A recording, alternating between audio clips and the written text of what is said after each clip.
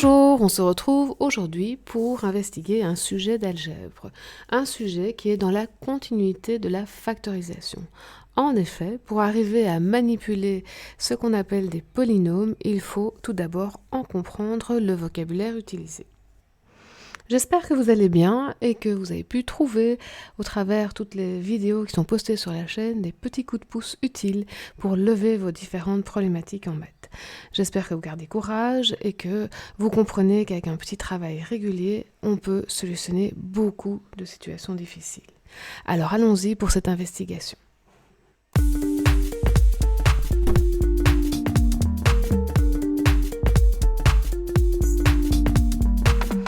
Parlons donc la langue des polynômes. En fait, pour parler cette langue, il faut d'abord comprendre ce que c'est qu'un monôme, étant donné qu'un polynôme, c'est simplement une somme de plusieurs monômes. Alors, je vous ai mis plusieurs exemples. Donc, premier exemple, je vous ai écrit l'expression 36x². Donc, toutes ces expressions, monôme, polynôme, sont des expressions qui contiennent une ou plusieurs variables. Ici, en l'occurrence, dans le premier exemple, il s'agit de la variable x. Ensuite, si on regarde, on s'aperçoit qu'on a en fait un produit, puisqu'on a 36 fois x².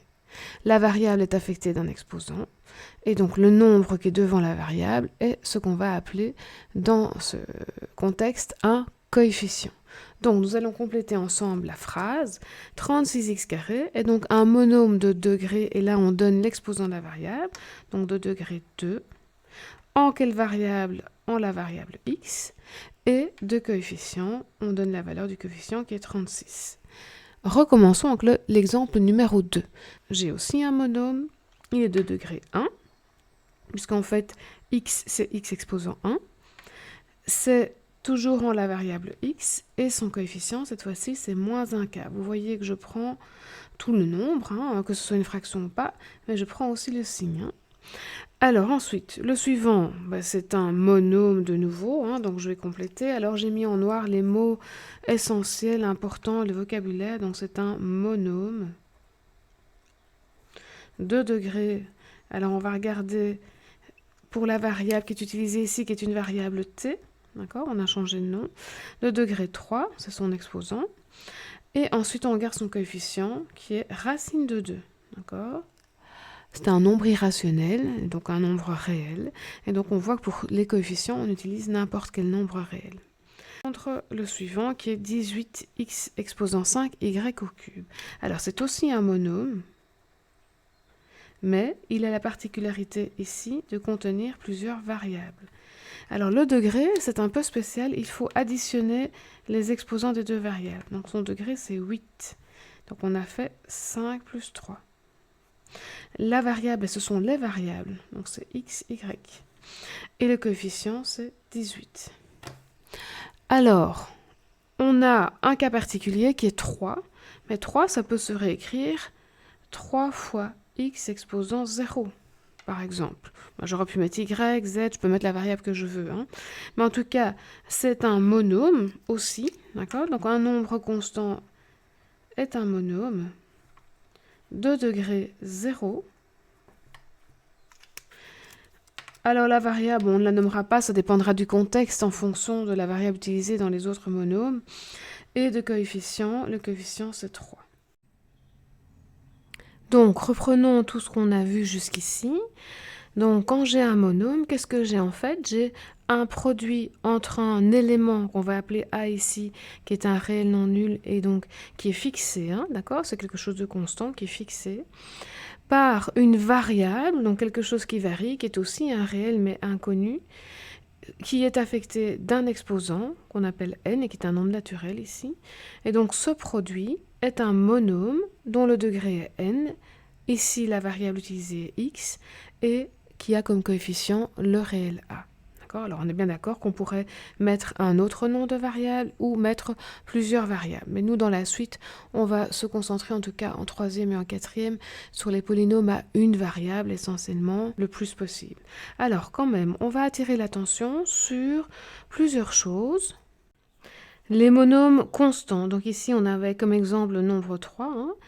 on a vu que c'était un monôme de degré 0, c'est le cas pour tous les monômes constants, donc toutes les valeurs sans variable visible. Je vous rappelle, c'est parce que la variable a comme exposant 0. On appelle aussi ça des termes indépendants, mais en tout cas, ce sont tous des monômes de degré 0. Donc à retenir.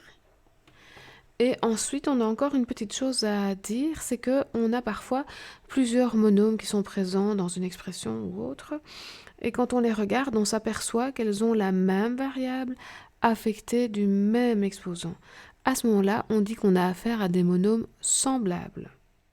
Nous avons là tout l'essentiel concernant les monômes, ce que nous venons de dire pour le degré 0 du monôme constant, et le fait que deux monômes sont semblables lorsqu'ils ont la même variable affectée du même exposant. Mettons un petit exemple ici. Donc je peux prendre par exemple 5x carré et 1 quart de x carré et moins 3x carré. Voilà, trois monômes semblables. Ils ont bien tous la même variable affectée du même exposant. Alors maintenant, nous sommes fin prêts pour nous attaquer aux polynômes.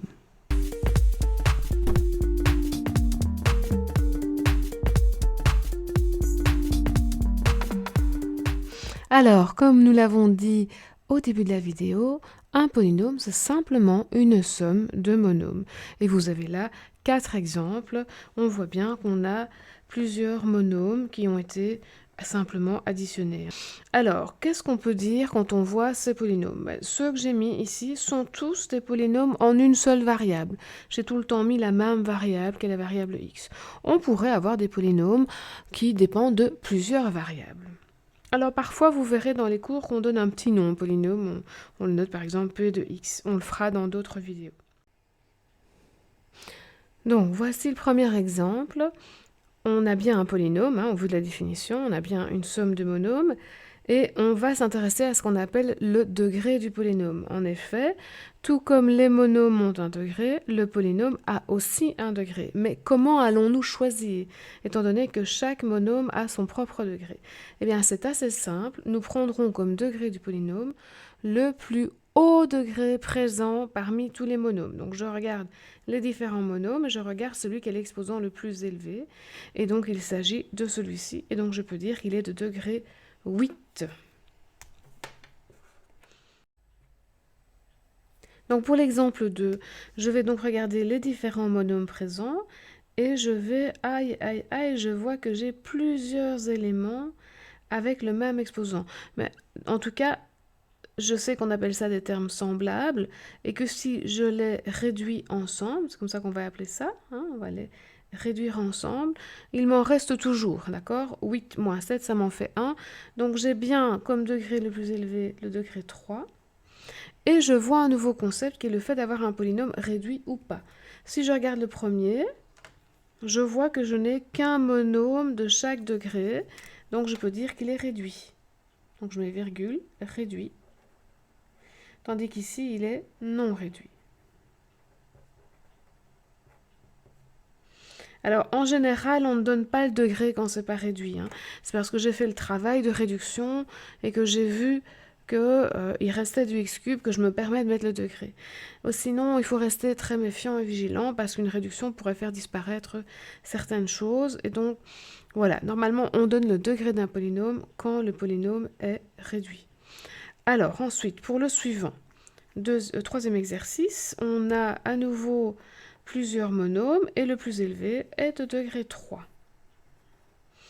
Et celui-ci est réduit puisque je n'ai que des monômes de degrés différents. Donc il est réduit. Ensuite, ici, le 4, même chose, je regarde, je vois que j'ai des degrés différents. Donc c'est réduit et le plus haut des degrés est le degré 4. Donc c'est de degré 4 ici. Et il est aussi réduit. Alors on va continuer avec une autre caractéristique, à savoir le fait qu'un polynôme soit complet ou pas. Qu'est-ce que ça signifie? Ça signifie que je vais regarder dans mon polynôme si j'ai des monômes allant du degré 0 jusqu'au degré le plus élevé. Est-ce que je les ai tous? D'accord? Donc je regarde ici, le degré 0 c'est le terme indépendant, donc c'est celui-ci, c'est la constante. Et puis je sais que je dois aller jusqu'au degré 8, qui est le degré le plus élevé. Est-ce que j'ai le degré 1? Oui. Est-ce que j'ai le degré 2? Oui. Le 3, oui. Mais après, ça s'arrête. D'accord? Donc, je n'ai pas de degré 4, pas de degré 5, pas de degré 6, pas de degré 7. Ce polynôme n'est donc pas complet. Donc, je vais indiquer qu'il est non complet. Le suivant, j'ai le degré... Ben non, je n'ai déjà pas de terme indépendant, donc il est non complet aussi. Celui-ci, j'ai le terme indépendant, le degré 1, degré 2, degré 3, il est complet. Et enfin le dernier, terme indépendant, 1, 2, ah, il me manque le degré 3. Donc il est non complet.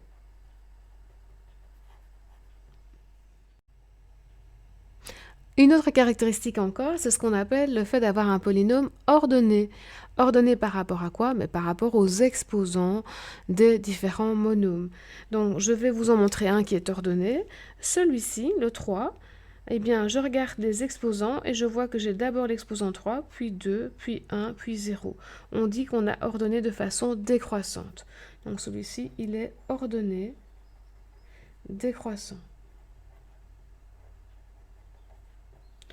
Alors, le premier n'est pas ordonné puisque j'ai degré 2, degré 1, puis je remonte. Le deuxième, on a un souci, on a des termes semblables.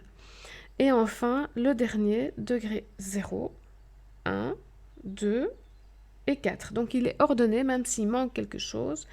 Pour ce qui est présent, il est ordonné croissant.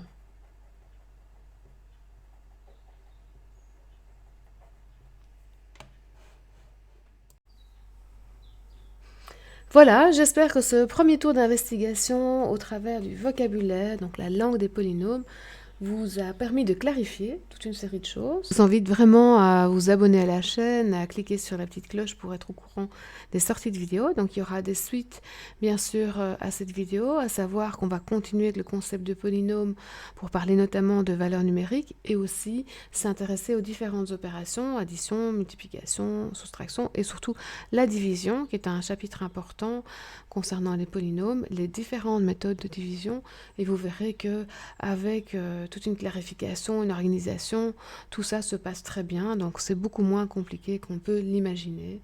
Donc accrochez-vous et vraiment gardez confiance, les soucis vont s'envoler. À bientôt dans des prochaines vidéos.